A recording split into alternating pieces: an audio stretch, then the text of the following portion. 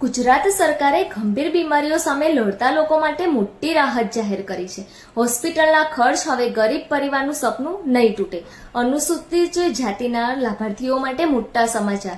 ગુજરાત સરકારના સામાજિક ન્યાય અને અધિકારિતા વિભાગ દ્વારા ગંભીર બીમારીઓ માટે મળતી મેડિકલ સહાયમાં મોટો વધારો કરવામાં આવ્યો છે। હવે કેન્સર, એડ્સ, ટીબી, રક્તપિત્ત જેવી ગંભીર બીમારીઓમાં આર્થિક સહાયના દરમાં વધારો કરાયો છે, જેથી ગરીબ અને જરૂરિયાતમંદ પરિવારોને રાહત મળી શકે। નવા સહાયક દર મુજબ કેન્સર સહાય 10,000 થી વધીને 12,400, એડ્સ માટે 500 થી વધીને 2,400 અને ટીબી, રક્તપિત્ત પણ સહાયમાં વધારો કર્યો છે। પ્રસૂતિ અને પોષણ સહાયમાં પણ વધારો કરવામાં આવ્યો છે। સરકારની આ યોજના અને પરિવારો માટે આશીર્વાદ સમાન બની શકે છે।